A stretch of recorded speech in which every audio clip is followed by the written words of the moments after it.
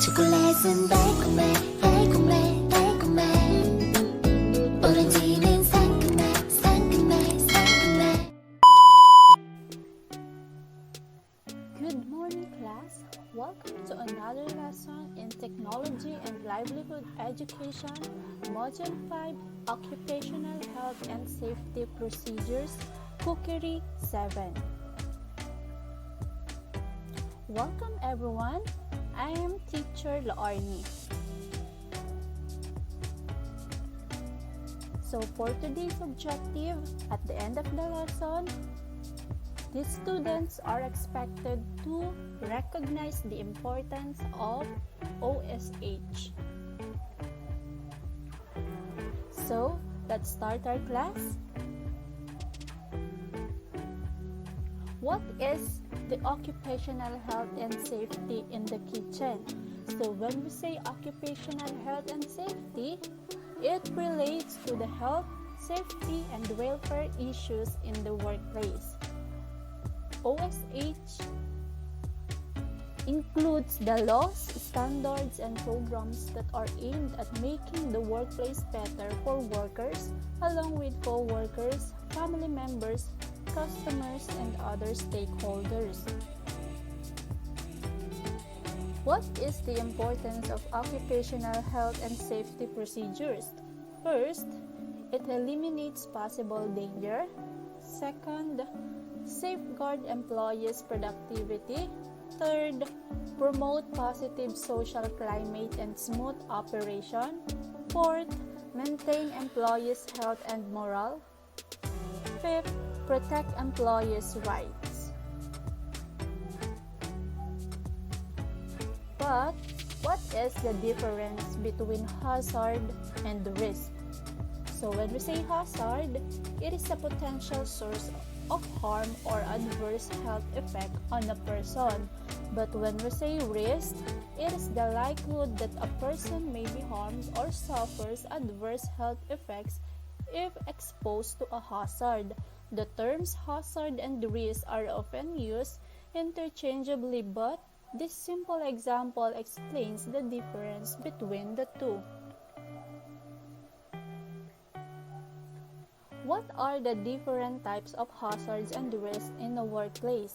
So there are a number of incidents and accidents that may occur in the workplace as a result of various hazards that are present or may later present themselves within the work environment. So to correctly and constructively go about dealing with the issues of safety and health care within the workplace, you need to be aware and knowledgeable about the various types of workplace hazards that may affect you and your employees. The different types of workplace hazards have been put into the following 5 categories. So the first one is we have what we call the physical hazards. When we say physical hazards, it's brought by unhealthy working conditions, poor lighting, poor ventilation, insufficient facilities, inefficient or faulty equipment or machine, and improper work practices such as wrong use of knives. The second one is we have what we call the biological hazards. It's brought by workers infected with disease or illness, unhygienic personal practices that can transmit bacteria, parasites, fungi to other workers and found in the equipment being handled. The third one is the ergonomic hazards. It brought by poor posture when working long periods of standing, bending, pushing, lifting, carrying that can cause body stress, muscle pains and soreness, back injury, numbness of hands, feet, and other parts of the body. The fourth one is the psychological hazards. It brought by too much stress from work may cause mental and emotional strains, anxieties, depression, losing focus on one's work and others. The fifth category is the chemical hazards brought by use of chemicals such as disinfectants for cleaning equipment and floorings, fumes and smokes from cooking. What are the most common hazards found in the kitchen? So, let's find out. The first one is the rinsing raw meat and poultry. So, Dean Cleaver, PhD, an Institute of Food Technologies spokesperson on food and safety kitchen, says the USDA has backed off the idea that meat and poultry should be washed or rinsed. In fact, the organization's website says there's no need to do so. Sometimes you may buy a chicken and it has salmonella. If you cook it thoroughly, it would kill it. That is according to Cleaver. Washing it might spread the salmonella around. The second one, a greasy range hood and filter. Grease that has accumulated under your range hood and on the filter is just the kind of thing that can start grease fire. So you should keep the underside of your hood clean and follow the manufacturer's guidelines for changing the filters regularly. Third one is the radon gas. So radon is a radioactive gas generated in rock soil that causes lung cancer, sometimes collects in home. It is often found in water, so people using wells rather than municipal water system are at high risk. And it is released when water is agitated as when washing these dishes. 4. No fire extinguisher. You should have a fire extinguisher near your kitchen. So look for an extinguisher that works on a class A. So that is an ordinary combustibles, and C for electrical fires, often called a multi-purpose dry chemical extinguisher. The fifth one is the dirty sponges. Sponge harbor disease-causing bacteria and spread those bacteria around the kitchen. So salmonella is found in about 15% of the sponge. Microwaving the sponge for about 1 minute, sterilize them, but sponge should be wet before microwaving it. A dry sponge can catch fire in the microwave. Number 6 is carbon monoxide. Carbon monoxide is another invincible, odorless gas that could be hanging around your kitchen. At moderate levels, it causes headache, dizziness, nausea, and fainting, and at high levels, it can be fatal. The gas is emitted anytime combustion appliances such as gas stoves are used, but dangerous levels occur only when these appliances are misused or misadjusted. Number 7 is molds. Mold exposure can cause allergies, asthma, and other respiratory problems. It grows in areas where moisture accumulates, such as near leaky plumbing. Water damaged areas should be dried within 24 to 48 hours to prevent mold growth. Next, number 8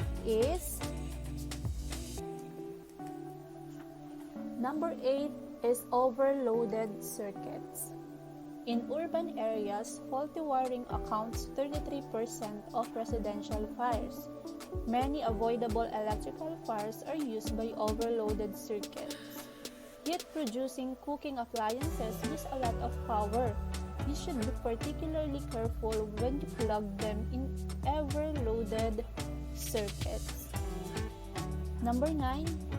Bad storage habits in the refrigerator. Don't put dirty stuff over the salad bar. Place raw meat, seafood, and poultry in the sealed container or plastic bags to prevent their juices from contaminating other foods. Number 10. Leaving high heat unattended. Never leave high heat unattended. If you're gonna answer the door or phone, keep a spoon or pot holder in your hand so you have a visual reminder to get back in the kitchen immediately.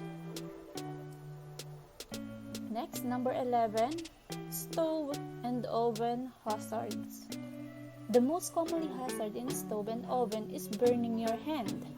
Many people have burned their hands on hot stove or as results of reaching into an oven without a proper oven mitt. 12. Garbage disposals. Make sure that every member of the household fully understands how to operate the disposal safely. 13. Small appliances.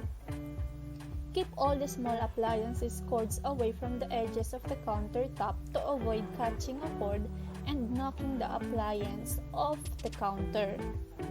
14. Knives. Store your sharpest knives separate from the utensil drawer, either in a knife block or case. Number 15. Household chemicals.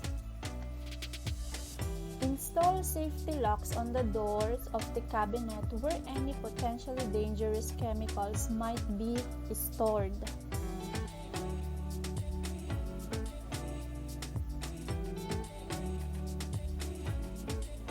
So the next one, how do we control hazards and risks in the workplace? Managing health and safety hazard is a key to operational excellence in the workplace, regardless of its size.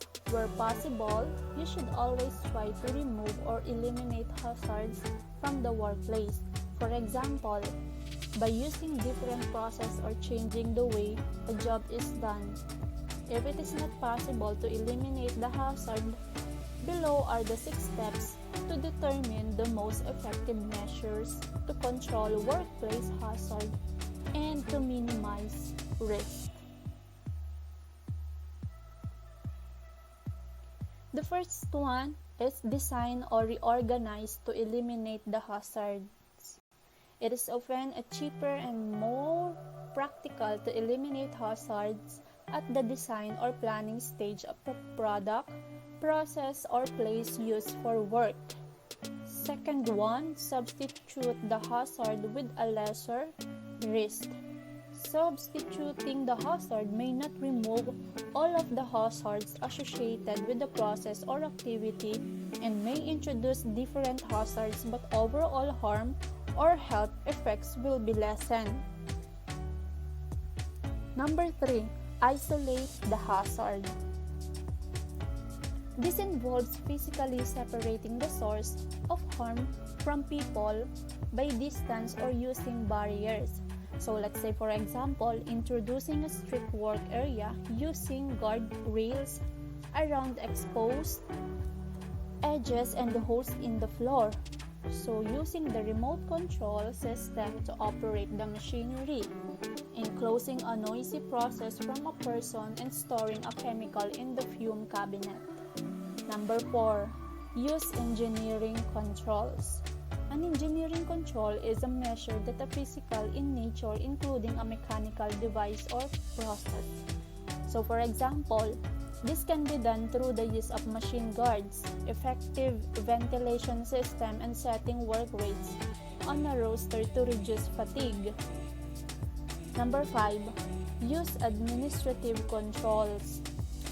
So when we say administrative controls, we are work methods or procedures that are designed to minimize exposure to a hazard. Number 6, use personal protective equipment or PPE. So it provides a suitable and properly maintained PPE and ensure employees are trained in its proper use. Examples. So, yung include gloves, ear muffs, apron, safety footwear, face mask, and protective eyewear. So, PPE limits exposure to harmful effects of a hazard but only if workers wear and use the PPE correctly. What is the personal protective equipment or PPE used in the kitchen in accordance with OHS?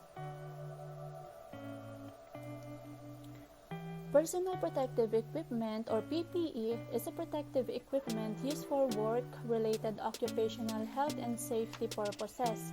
The function of protective clothing for the food and hospitality industry is twofold. Not only does it protect the people preparing the food, it protects the customers as well. Kitchens can be dangerous places where injuries can easily happen, and customers are concerned about whether the preparation of their meal is hygienic. By wearing PPE, kitchen workers can ensure both. Number 1 is face mask, a piece of cloth or other material that you wear over the part of your face to protect you from germs and harmful substances.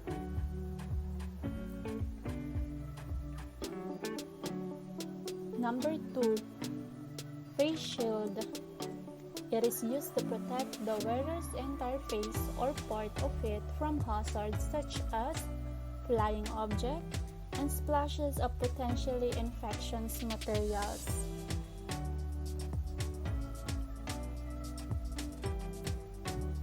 Number 3, gloves. It is important to select the right size and types of gloves to provide proper protection from infectious agents. It is used to protect our hands from cuts, burns, bruises, dangerous substances. Number 4, goggles.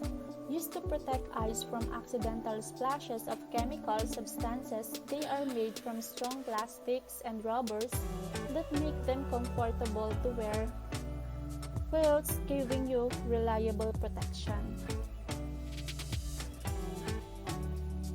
Number 5, hairnet or cap. These are not just for people with long hair.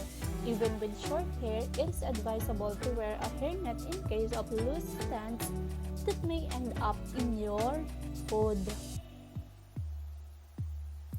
Number 6, ear muffs.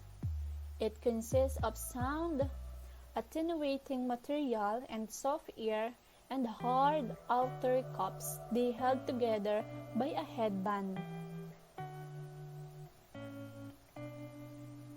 Number 7, apron. It is used to protect your clothes from stains that would otherwise make you look untidy. It also provides an additional barrier between the employee's body and dangerous substances such as chemicals, hot grease, and oils. Number 8, safety shoes. The floors in a kitchen restaurant are often slippery due to regular water and grease spills. Wearing safety footwear helps provide employees with better grip, assisting in the prevention of the slipping and falling. How do we maintain OHSP? Awareness in the kitchen.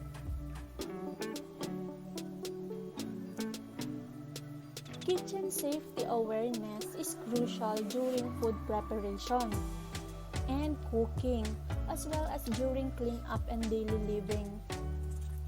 Understanding the hazards present in the kitchen can help you avoid causing an accident or subjecting your family to a bout of food poisoning. In order to stay safe in the kitchen, it is important to understand the dangers present in this area of your home, from sharp knives to hot stoves. Reading up on kitchen hazards can help you change our habits and protect your family. It is good good idea to periodically review how your kitchen is set up so you can make sure that everything is positioned and secured in a safe manner. So it is also important to keep a fully charged fire extinguisher and first aid kit handy in the event of a worst case scenario. When you are aware of the most common kitchen hazards, it's possible to take steps to prevent unnecessary injuries and accidents from occurring.